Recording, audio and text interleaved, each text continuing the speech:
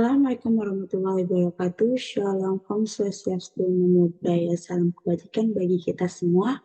Selamat pagi saya ucapkan kepada Bapak Dr. Heri Firmansyah, SHM, MPA, selaku dosen pengampu mata kuliah Kapita Selekta Hukum Pidana, dan izinkan saya memperkenalkan diri. Saya Tania Tripujanisi dengan NIM 205220148. Di sini saya akan menjelaskan beberapa materi Kapita Selekta Hukum Pidana yang telah dijelaskan oleh Bapak Heri di beberapa pertemuan sebelumnya.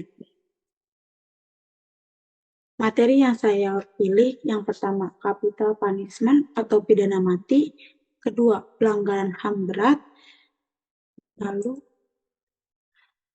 di sini ada pengertian pidana mati. Hukum pidana mati adalah seorang yang diberikan oleh sistem hukum kepada seorang yang dinyatakan bersalah atas kejahatan tertentu dan dijatuhi hukuman kematian sebagai konsekuensi perbuatan hukuman yang sering sekali diterapkan dalam kasus-kasus kejahatan yang sangat serius seperti pembunuhan berencana atau terorisme. Tetapi, hukuman mati tidak dapat diterapkan di semua negara. Namun, penting untuk dicatat bahwa penerapan hukum pidana mati menjadi sumber perdebatan di seluruh dunia, dan banyak pihak yang mendesak untuk menghapuskan hukuman mati karena berbagai alasan, termasuk kekhawatiran tentang kemungkinan terjadi kesalahan hukum, hak asasi manusia, dan dampak psikologis pada semua yang terlibat dalam proses tersebut. Lalu di sini ada dua jenis pidana dalam KUHP yang dibagi menjadi dua, yaitu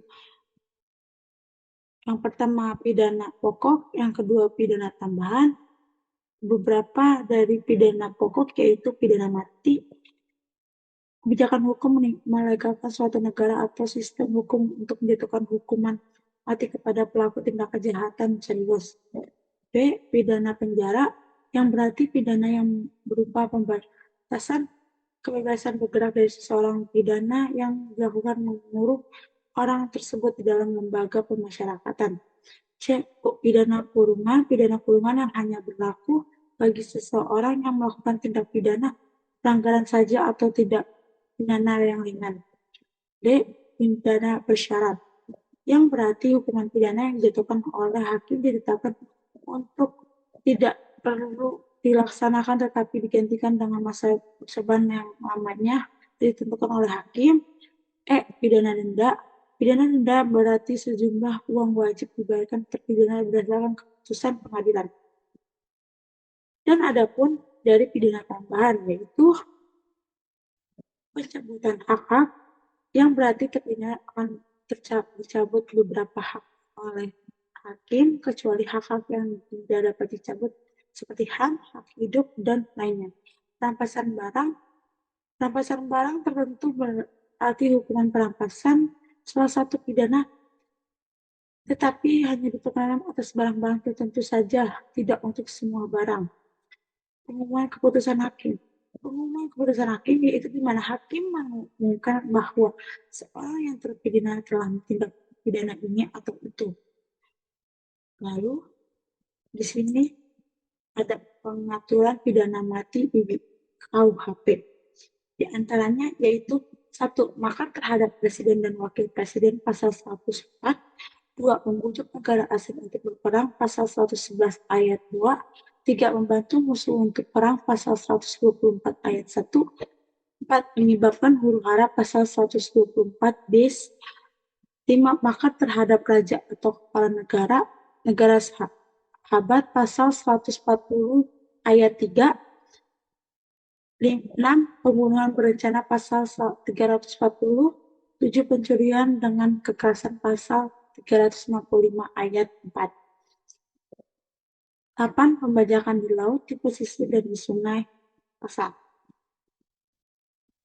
Dan ada pula pengaturan pidana mati dalam undang-undang di luar KUHP. Di antaranya 1. Undang-Undang Nomor 35 Tahun 2009 tentang tindak pidana narkotika, di mana undang-undang ini mengatur tentang hukuman pidana mati untuk kasus-kasus yang melibatkan narkotika atau obat terlarang. 2. Undang-Undang 31 tahun 1999, Undang-Undang 20 tahun 2001 tentang pemberantasan tindak korupsi, di mana undang-undang ini mengatur tentang hukuman pidana dalam beberapa kasus tindak pidana korupsi yang sangat serius seperti suap yang menyebabkan kematian atau merugikan kepentingan negara secara besar-besaran. Ketiga, Undang-Undang Nomor 26 Tahun 2000 tentang pidana terhadap hak asasi manusia. Undang-undang ini mencakup kasus-kasus pelanggaran hak asasi manusia yang sangat serius yang dalam beberapa kasus dapat mengakibatkan hukuman pidana mati bagi pelakunya. Lalu ada pasal 28 ayat 1 Undang-Undang NRI. Hak untuk hidup, hak untuk tidak disiksa, hak untuk kemerdekaan, pikiran dan hati nurani, hak beragama, hak untuk tidak diperbudak, hak untuk diakui sebagai pribadi di hadapan hukum, dan hak untuk tidak dituntut atas dasar hukum yang berlaku surut adalah hak asasi manusia yang tidak dapat dikurangi dalam keadaan apapun. Lalu, saya akan lanjutkan ke materi yang kedua, yaitu pelanggaran HAM berat. Di sini ada pengertian HAM. Hak asasi manusia adalah sepakat hak yang melekat pada hakikat dan keberadaan manusia sebagai makhluk Tuhan yang Maha Esa dan merupakan keanugerahan yang wajib dihormati, dijunjung tinggi dan dimiliki oleh negara, hukum, pemerintah, dan setiap orang demi kehormatan serta perlindungan harkat dan martabat manusia. Lalu, ada beberapa pelanggaran HAM berat, yaitu merupakan extraordinary crimes, berdamaikan secara luas baik pada tingkat nasional maupun internasional, bukan merupakan tindak pidana yang diatur di dalam Kitab Undang-Undang Hukum Pidana, menimbulkan kerugian baik material maupun imaterial, mengakibatkan perasaan tidak aman baik terhadap perseorangan maupun masyarakat, perlu segera dipulihkan dalam mewujudkan supremasi hukum untuk mencapai kedamaian, ketertiban, ketentraman, keadilan, dan kesejahteraan. Dan ada beberapa contoh kasus pelanggaran HAM berat, terjadinya peristiwa tahun 1965 sampai 1966, terjadinya penembakan misterius pada tahun 1982 sampai 1985, Talang Sari 1989, Trisakti, Semanggi 1 dan Semanggi 2, peristiwa kerusuhan Mei 1998, penghilangnya orang secara paksa 1997 sampai 1998.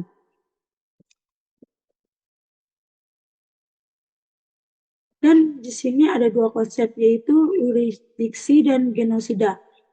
Yurisdiksi dan genosida adalah dua konsep yang berbeda dalam pembahasan hukum internasional. Yurisdiksi merujuk pada kekuasaan atau wewenang negara atau pengadilan untuk mengadili suatu kasus atau tindakan hukum tertentu. Sementara genosida adalah tindakan pembantaian, penghapusan etnis, ras, agama, atau nasional tertentu. Seperti yang saya paparkan, yurisdiksi dari pengadilan HAM adalah untuk memeriksa dan memutuskan perkara pelanggaran HAM yang berat, yaitu kejahatan terhadap kemanusiaan dan kejahatan genosida.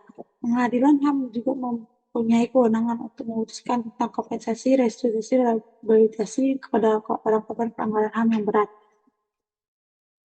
Setiap perbuatan yang dilakukan dengan maksud menghancurkan atau menyelesaikan ras, bangsa, kelompok, etnis, atau agama dengan cara membunuh anggota kelompok, mengakibatkan penderitaan fisik atau mental yang berat terhadap anggota-anggota kelompok, menciptakan kondisi kehidupan kelompok yang akan mengakibatkan kemusnahan baik seluruh atau sebagian. Dan ada pun beberapa contoh kejahatan terhadap manusia, yaitu pembunuhan, penyiksaan, pemusnahan, pemudakan, pengusiran, pemerkosaan, kejahatan apartheid. Pengadilan HAM di Indonesia dibentuk setelah pasca Orde Baru jatuh pada tahun 1998 dan dimulai ketika terjadi indikasi kekerasan setelah jajak pendapat di tim-tim 1999 yang kemudian mendorong keluarnya resolusi PBB nomor 1264 tahun 1999 yang mendesak agar peristiwa itu diusut dan pelaku diadilinya. Di slide ini saya akan menjelaskan bagaimana proses terjadinya pengadilan HAM. Yang pertama penyelidikan, kedua penyidikan, ketiga penuntutan, keempat pengadilan HAM. Penyelidikan, lembaga yang berwenang melakukan penyelidikan adalah Komnas HAM, diatur dalam Undang-Undang Nomor 39 tahun 1999 dan Undang-Undang 26 tahun 2000. Komnas HAM dapat membentuk tim ad hoc terdiri atas anggota Komnas HAM dan unsur masyarakat. Kewenangan penyelidikan yang diatur pasal 89 ayat 3 huruf B nomor Undang-Undang 39 tahun 1999 adalah penyelidikan dalam rangka pemantauan. Penyidikan kewenangan penyidikan pada Jaksa Agung. Dalam upaya penyidikan ini, Jaksa Agung dapat mengangkat penyidik ad hoc dari unsur masyarakat dan pemerintah. Penuntutan. Pasal 23 menuntutan mengenai pelanggaran HAM yang berat dilakukan oleh Jaksa Agung dan melakukan penuntutan. Jaksa Agung dapat mengangkat jaksa penuntut umum ad hoc. Pasal 24 mengatur tentang jangka waktu untuk menetapkan waktu selama 70 hari terhitung sejak hasil penyidikan diterima. Komnas HAM dapat meminta keterangan secara tertulis dari Jaksa Agung mengenai perkembangan penyidikan penuntutan. Pengadilan HAM. Majelis Hakim Pengadilan HAM berjumlah 5 orang terdiri atas 2 orang dari Pengadilan HAM bersangkutan dan 3 orang hakim ad hoc. Masa penahanan dan kepentingan penyidikan 240 hari, sedangkan untuk kepentingan penuntutan 70 hari. Jangka waktu penahanan dan penahan terdakwa selama pemeriksaan di persidangan adalah 120 hari. Dalam hal banding harus diputuskan dalam waktu 90 hari. Lalu ada proses pembuktian. Selama proses pembuktian,